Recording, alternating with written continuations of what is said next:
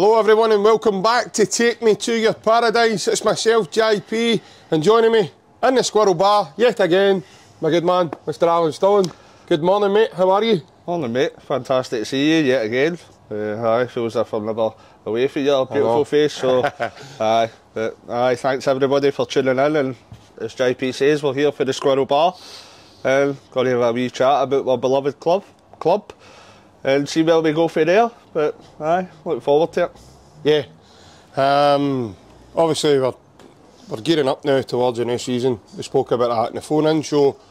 We're here today. We're going to have a wee chat about some positions on the field that we think is key, that we could strengthen in and kick us on as we get towards yet another Champions League campaign. So we'll start us off, obviously, the goalkeeping position, Alan. That's been filled now. Yeah. The panic for that ended just a short time ago, a couple of weeks ago, and we brought in Kasper Schmeichel and Viljami Sinasalo. And so now we move on to the outfield, and what you want to start with yourself? We'll touch upon each position. Like the goalkeeper we've mentioned, we've obviously brought in experience and pedigree in Kasper Schmeichel, which is massively beneficial for in all fronts this season. I think he'll be a major asset for us going forward.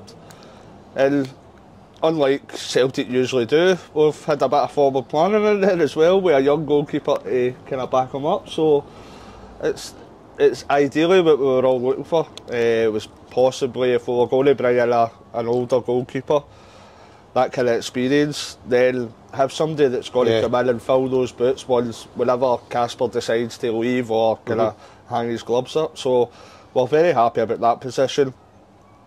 I think then for me, we'll touch on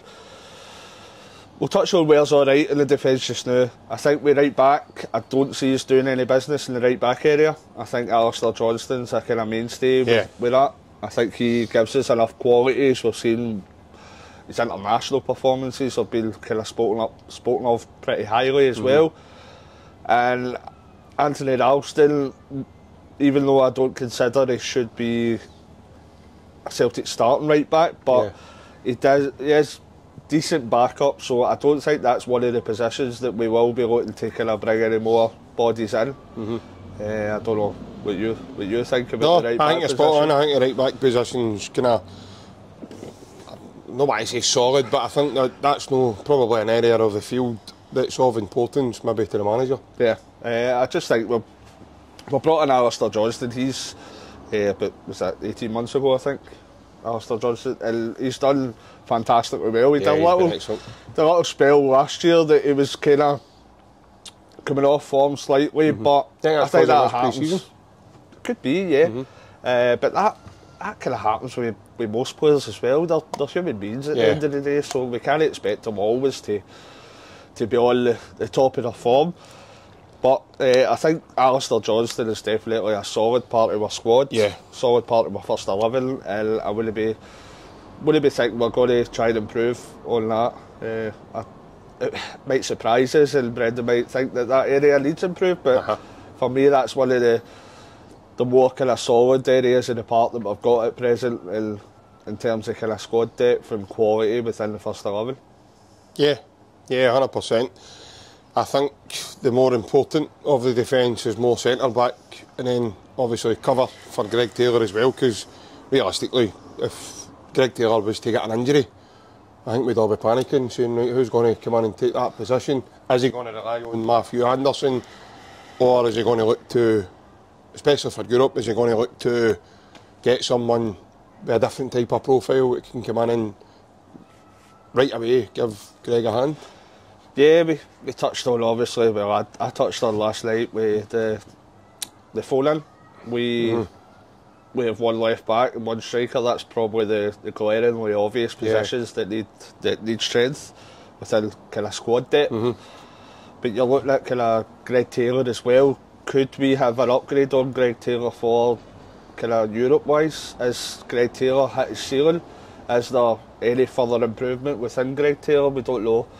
I think the majority of the Celtic fans are seeing that we could probably get an upgrade on Greg Taylor. But if that's still the case, I would love to see Greg Taylor as part of the squad, because I think he's a pretty reliable left back. He always seems to He's done give.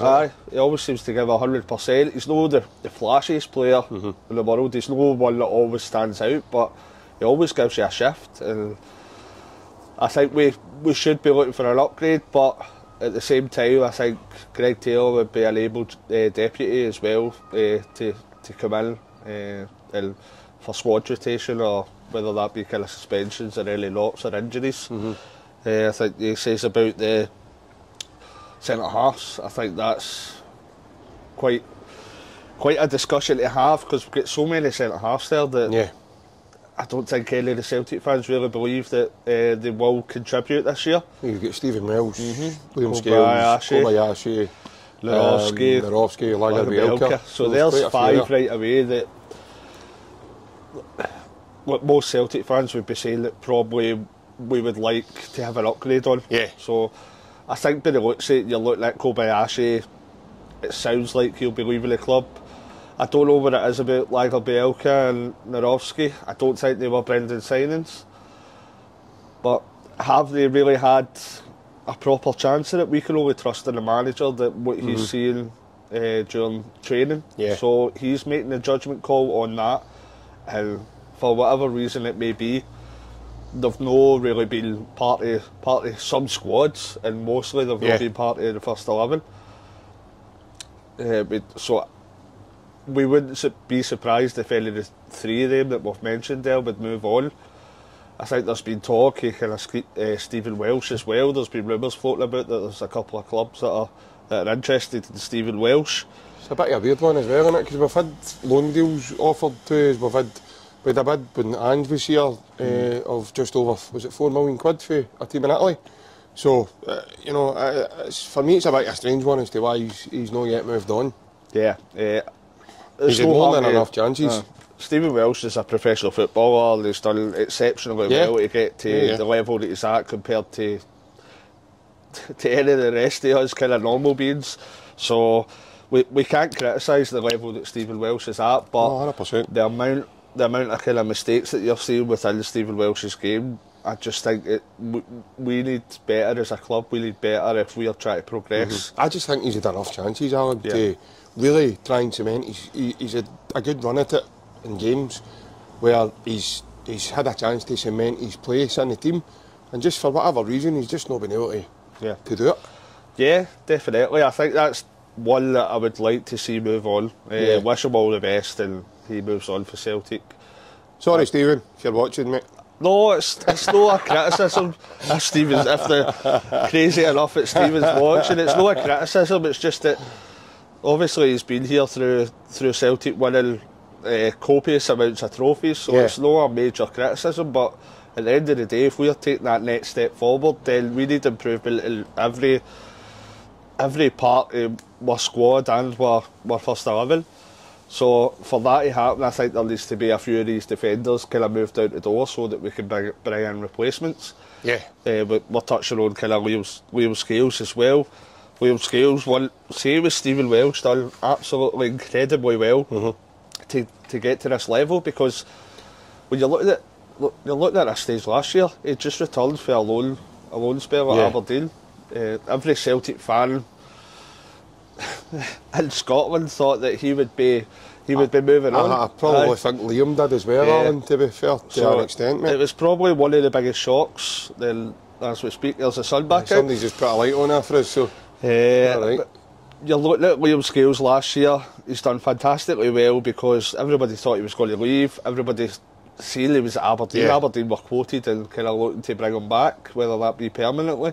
But Liam came in and Celtic were under kind of circumstances that a lot of the defence wasn't really turning up, wasn't whether be injured or just not good enough. Liam Scales came in and he put in good shifts and he put in good numbers at the start of the season, through the middle of the season.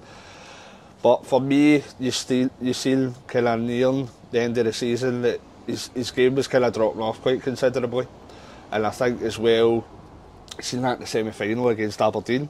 There was some of the mistakes, but we've also seen that through this pre-season. There's some some decisions and some defending that he's making that is kind of really frightening Celtic fans that are watching. I would put Liam Scales on the same terms as I am with kind of Anthony Ralston and Greg Taylor. I would love to see them stay as like backup and squad players, rotation players. But if we're the same again, if we're looking to progress and that be improve in Europe and continue kind of domestic dominance, then I think we should be aiming higher and have more ambition than Liam Scales, to be fair. Yeah, but listen, there's a lot of pros to Liam Scales as well as there is cons. We've touched on it many times now. A lot of the pros are the fact that he's constantly fit, he's ready to play, he's always available for a squad. He's Irish as well, so he's kind of more homegrown. He knows what the club's all about, and he knows what it's like to go on and win trophies because he's experienced it both with Ange and obviously last season under Brendan before he was loaned out with Ange. So he is, I mean, last season he was a constant for us, so there is arguments there. You know, he played the majority of the season. I think he missed one game domestically for us last season. He played in cup finals as well, the cup final, helped to win a cup. He played in all the derbies, which we remained undefeated in, and he played in the full Champions League campaign for his last season. Now there is an argument, obviously, people saying, you know, we need better, and we need, you know, but the manager's looking at that and he's probably seen the manager have built up a lot of confidence in Liam Scales because of the issues I listed at the beginning. You know, the fact that he's always fit, he's always available to play, he looks after himself, he looks as if in terms of his physique, I remember when he signed with from Shamrock Rovers, he came in, he just looked like a big skinny lad. He's now kind of bulked out a wee bit. Hopefully the Aberdeen loans probably helped him with that. Now people are probably watching here and they're saying JP was part of an Aberdeen team that got beat with Darvel. Yeah, he was, but there was also other good players in the Aberdeen team that never happened for that night either. But I can understand where people are coming from. But I think I've said before, Alan, if we were to sit and go right through the Celtic's 11 and squad and every one of us just sat and listed all their imperfections, we could probably come to the conclusion, mate, that most of them are not good enough to play for us. Do you know what I mean? If that's what we were doing. Because as much as they don't, you know, they make mistakes and they do, you know, Rio Atati makes mistakes, Cal McGregor nearly caused a goal against Chelsea the other night, but nobody said anything about that because of who he is. It just seems to be the same kind of guys that get picked on because of they aren't like your Callum McGregors, your Cameron Carter-Vickers, your Rio Watatis, your Matt O'Reillys for that matter. But those guys make mistakes as well, but they just aren't highlighted as much as the others. Everybody makes mistakes, but I think at the back of your head you're realising and thinking back that these guys at the top of their game do something that bit special, whereas Liam Scales isn't maybe at that level. You're looking at kind of Callum McGregor, there is times that he makes mistakes, but there is times that he kind of pulls off moments of brilliance and games where he's a kind of 10 out of 10. There is an argument there, I know, he plays a more important role in the team than Carter-Vickers as well. We've seen, I don't know if it's most Celtic fans, it sounds like it is, but with Carter-Vickers you've got that kind of confidence in that. You feel settled, you feel at ease when you're watching Cameron Carter-Vickers at centre-half.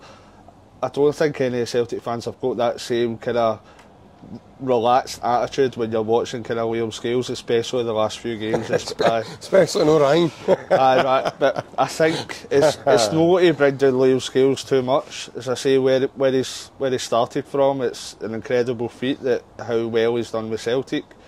But if we've got ambition of kind of doing better, if we've got ambition of kind of trying to make any impact in the Champions League, whether that be kind of matching up with some of these teams and not having heavy defeats, then I think players like Anthony Ralston, Liam Scales and Greg Taylor should be our second choice, because if we've got ambition in matching ourselves with some of the top sides, then we need to make sure that every position in our team is the best we can possibly have it.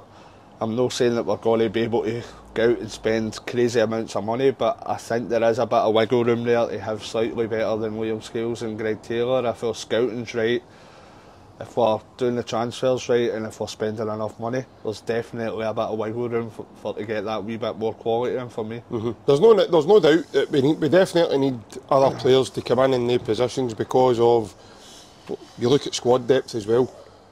For whatever reason, it's obvious that Brendan's obviously not liking Laga Bielka. So, because he's not had even much game time over in America. So something's obviously not marrying up there that, you know, the manager obviously doesn't favour the lad. Which is unfortunate, like he says, but we haven't seen a lot of him, so we don't know deep down how good he really is, because he's not really had that run of games to go and shows. He's been brought in periodically. Narotsky, I feel sorry for the lad because he just can't get himself fit. Yeah. Every time he gets fit, he breaks down with something else. So I was talking to one of my mates I used to go to school with, and he reckons Narotsky is made of chocolate because he just crumbles at the slightest wee knock. But obviously moving on, you've mentioned left back. I take it are you meaning like left centre back? No, left back. Well, I think it will be. But if you're talking about the time scales, who would like to bring in? I'd like to bring in a left centre back for someone to work beside Carter Vickers, and I think we need a left back. I think it's kind of completely obvious that we need another left back. Yeah, we definitely need cover. We've only got one. I would expect the left back we bring in is either going to push or go in front of Greg Taylor. So I think that's a necessity. Is definitely we need at least one centre half because I expect a few outgoings in that position as well. So I think we need at least one centre half and one left back, and between the goalkeeper and defending positions, I think that's what we'll be looking for, and we'll touch on when we move up the field. We'll touch on where we need there. Well, we're moving into up the field, so in terms of central midfield, mate, we seem to be packed in numbers there. You look at Callum McGregor, Rio Watati, Matt O'Reilly, you've got Bosun Lowell back for loan now, you've got Thiago Holm, you've got Timoki Iwata, and obviously as we know, the club are looking to sign Paulo Bernardo permanently. Now we've got reason to believe that deal is supposed to be done, but for whatever reason Celtic haven't announced the deal as yet as we speak. But the Portuguese side is telling us the deal's definitely done. He's not part of Benfica now. He's left the training headquarters, he's not training with them, so we understand that he's kind of somewhere in the middle. So we remain to see what happens there. Last night there was a link that we were looking to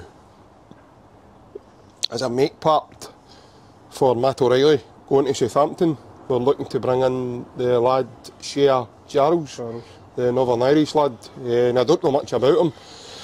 I know he played against Scotland in the friendly when we played Northern Ireland there.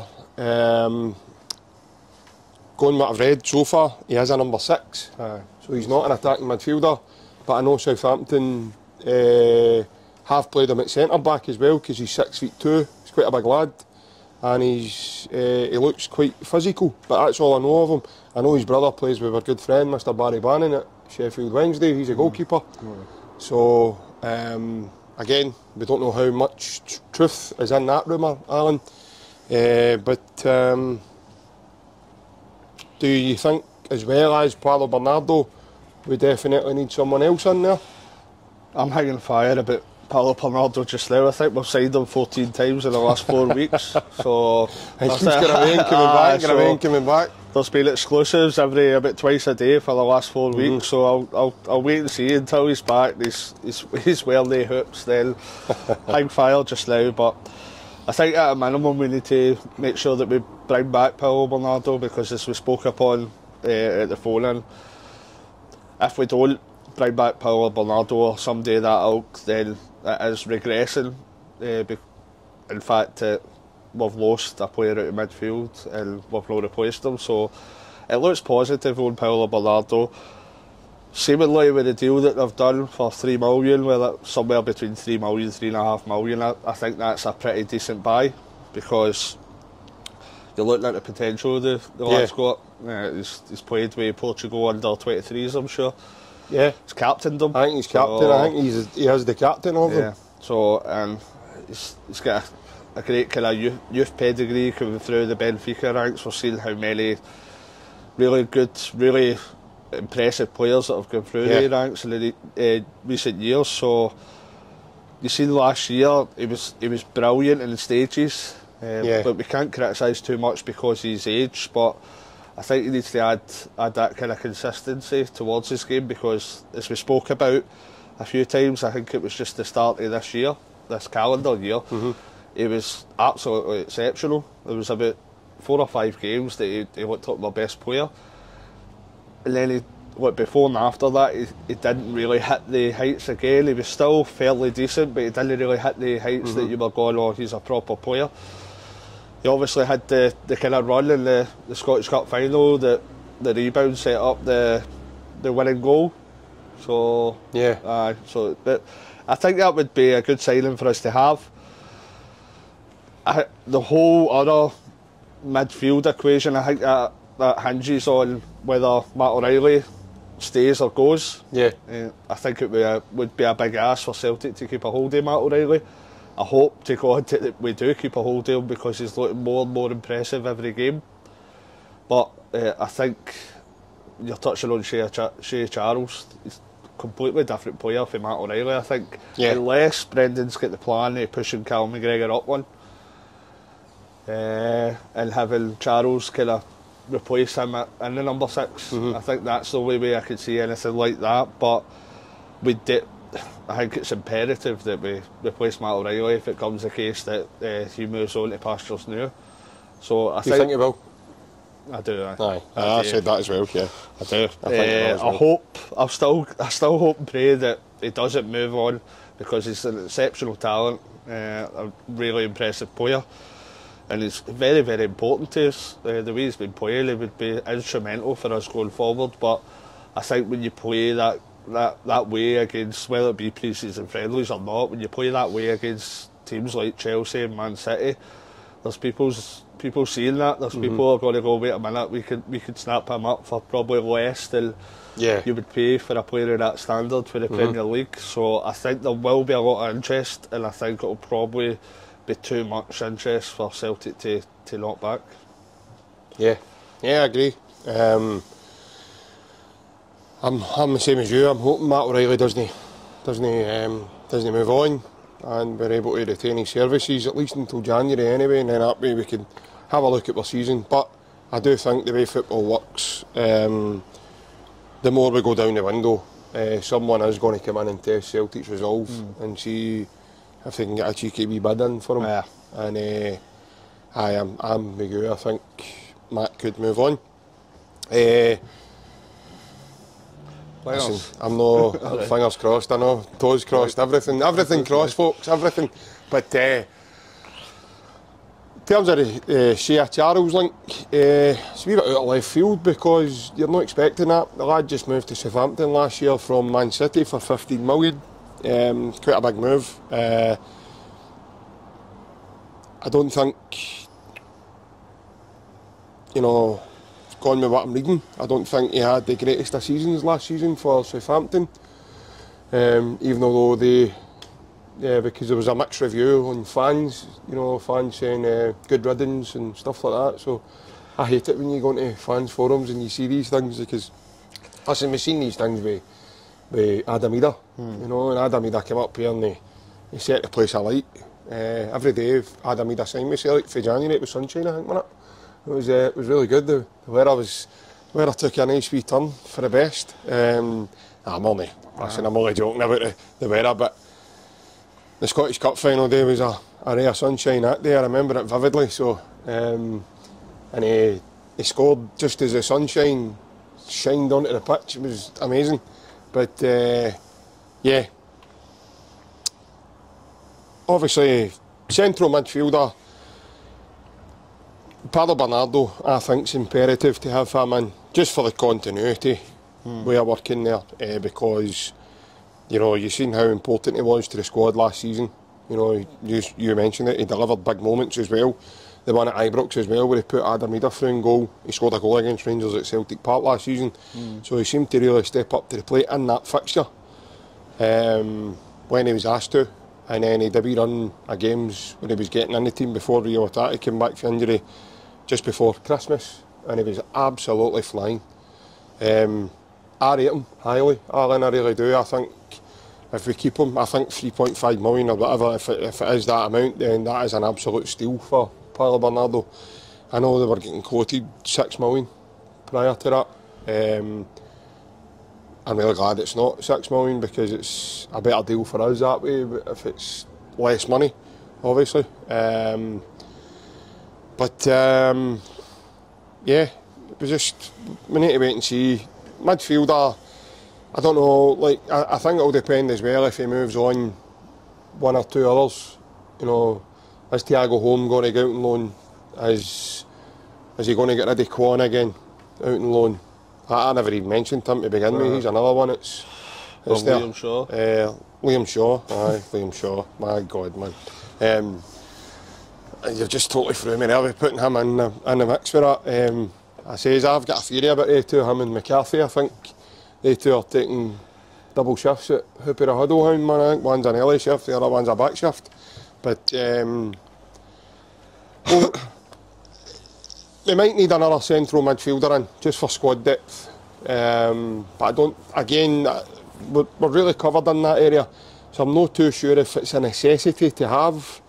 But I do know what fans are going to say. They're probably going to say, JP, if something happens to Callum McGregor, or if something happens to Rio Watati, we're back to square one again. So I think if we bring in Paulo Bernardo, say Matt O'Reilly stays, right, we've got McGregor, Hatate and O'Reilly as your midfield three.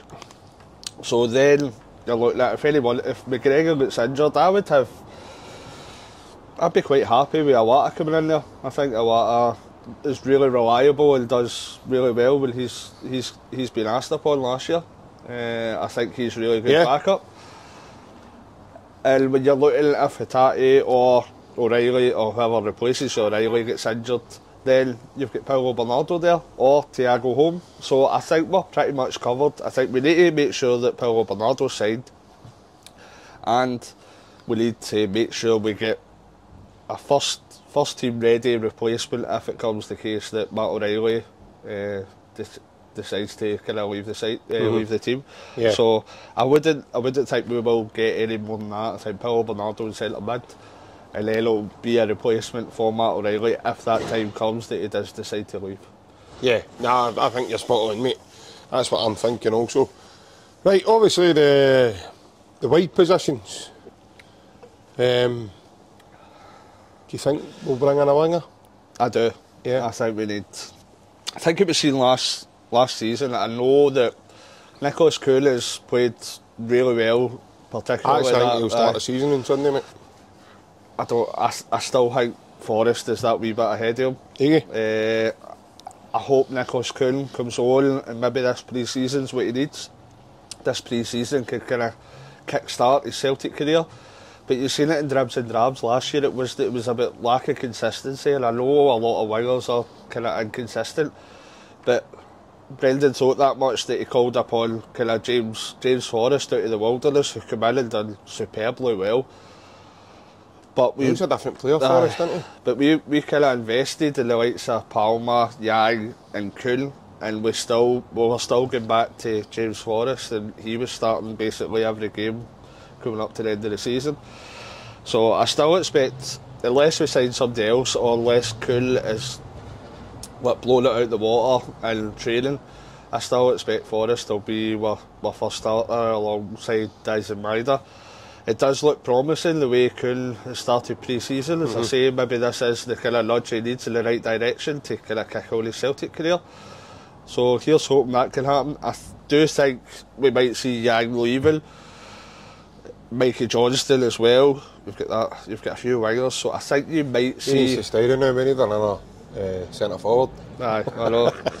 Aye, Tony Cascarino. Aye, Mikey needs to stay because he can play some more through the middle when he's probably not done his chances anyhow with that goal against Chelsea the other night. I do think we will bring in another winger. James Forrest is still for me the one that will start slightly. but James is getting older year on year, and you see that with wingers as well. When you lose that kind of that half yard, that yard of pace with age, doesn't look as if that's happened to James as of yet. But when wingers lose that kind of yard or half yard of pace, then they seem to kind of deteriorate far quicker, and we'll just need to see how it pans out. But for me, I know we've been linked with that guy for Belgium as well. That was a link a few weeks ago, wasn't it? What was his name? You can pronounce it double better, can't you? What was his name, JP? Mitchell and Balak-Wisher. Aye, Big Ange, that's what we Ange or something. We Ange or Big Ange, whatever you want to call him, aye. So I think a winger probably will be in Brendan's thoughts, and I think we will be aiming to bring in another winger, because I can see maybe one or two departing as well. Yeah, I agree. I think we will bring in another wide player to give us options as well. Someone who's a bit more versatile, can play maybe across the front three. That's just the way I'm thinking. Marco Tilio? Maybe Marco Tilio. Get him in. He's been back to Australia, yeah, so someone that can play across the front three, somebody that's a bit more versatile, who's not just restricted to one of the sides. I think that'll help the team as well, and it'll obviously help intricate play and passages of play and stuff when we're going forward, and then when we get into Europe as well. Someone like Balak-Wisher, because he's like that, he can play either side and he can play through the middle as well. And obviously someone a bit direct as well, with a bit of pace. I really do think this season, Alan, coming, that we're going to absolutely kill teams with pace. I really do. I think we've got legs all over the team, and I think we will absolutely annihilate teams with pace. I think that's where Celtic will do most of their damage, because you look at Maeda. As much as Maeda's not great technically a lot of the time, what he gives you, apart from being technical, is just phenomenal running. And when he runs about like that, he doesn't work out like two guys. Right. So for me, I do think we'll kill teams with the kind of pace and the power of the team. I'm hoping, obviously, still very hopeful that obviously Adam Ida comes in and signs with us. But if it's not Adam, wish Adam all the best, but then it needs to be somebody like that, of that ilk, that can do that job, because again, that's a different thing for Celtic and the way we set up, especially going away from home. Not every game's going to be suited to Kyogo, as much as he's absolutely magical. It's just he'll be going up against a lot of bigger and physical teams. St Mirren, they've brought in big boy Rooney, they've brought in the big boy Yakaviti, two big lads that can add to their defence and make them a bit bigger and more robust. So again, somebody like Kyogo going up against boys at 6'3", 6'4", it's quite difficult, mate, and you're getting pushed about, and we all know that Kyogo's not the most physical in the team. So I do think it needs to be someone like Adam Ida, because you've seen the difference with big Alex Gogic when he was bullying everybody, and when we brought Ida on, Ida actually scored against him that day at Celtic Park. Gogic couldn't bully, because even though you've got that physicality there, so it needs to be somebody similar, mate. And I know Brendan's touched upon that, he wants another two strikers. I think one will be either Adam Ida or someone of that ilk, and then the next one will be maybe a younger guy that he can work with and bring on and develop. Definitely. I think it's imperative that we get two strikers in. You look at for last season, we've lost out on Adam Ida, who's come in the last 6 months, and O's left now for a considerable fee. So we have got the finance here to reinvest in that part of the team.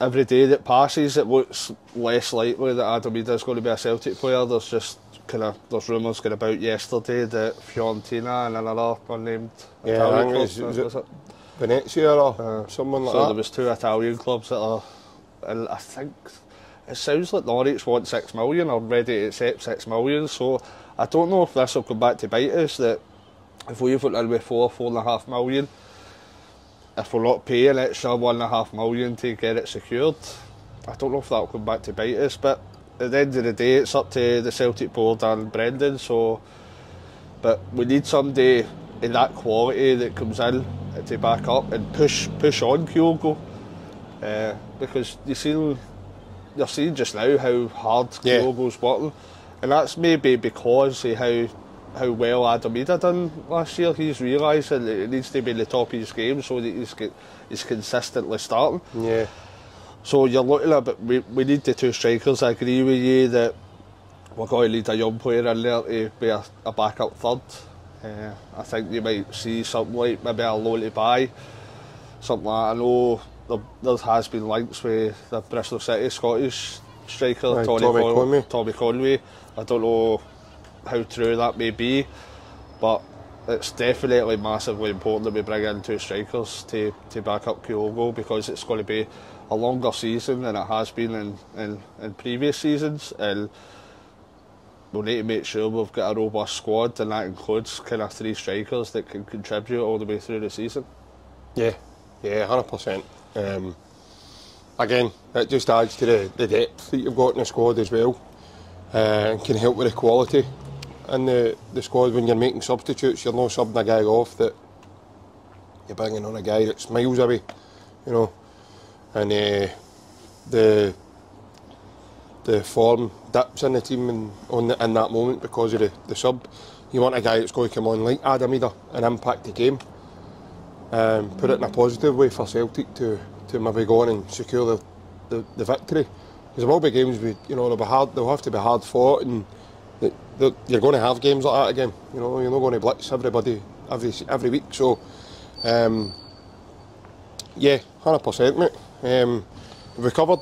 That's us touched upon for me. And overall, I think we should be looking to bring in at least one centre half, a left back, Paulo Bernardo, another centre mid if Matt O'Reilly decides to leave, one winger and 2 strikers. So we're looking at kind of another 6-7 players. I think we'd ideally need going into this new season. I think it's relatively fair.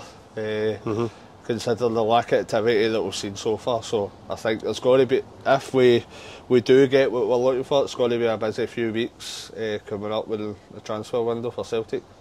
Yeah. Let's hope it's obviously, like you says, a busy few weeks as well, and we get some new faces in that can help the team. Obviously we'll need to see if there's going to be somebody new coming in this week at all from now, but we keep our fingers crossed, and we motor on to the Kilmarnock game at the weekend. You looking forward to it? Definitely. The season's back. It's felt like forever. I know. So the Euros didn't really fill that gap that's left with watching Celtic. So yeah, back into things, and that's us kind of cope with fixing Glasgow Celtic for another considerable amount of time. And that's what we're all looking for, innit? We're all looking for our fix, and looking forward to that first game kicking back off Flag Day Sunday. And thanks again to you, the viewers, for tuning in to the channel. If you do like the content, please like and subscribe. Please hit the like button and the subscribe button, because it helps us to bring this content to you guys. And it's totally free to hit that like button and the subscribe button. And if anybody's looking for somewhere to go and watch the game, if you don't have the lucky having a ticket, make your way down to the Squirrel Bar in the Gallagate. It's just off, is it Bain Street? It's next to Bill's Tool Store. It's next to Bill's Tool Store. I know that. And behind the bar is. Yeah. So if anybody's wanting, or you're stuck for somewhere to watch the game, head down to Squirrel Bar, and they've got the game on, and they're opening Saturdays and Sundays as well. So, but from myself, from me, hail. Take care. Enjoy the rest of your week, folks, and enjoy the game on Sunday when it comes. Bye bye.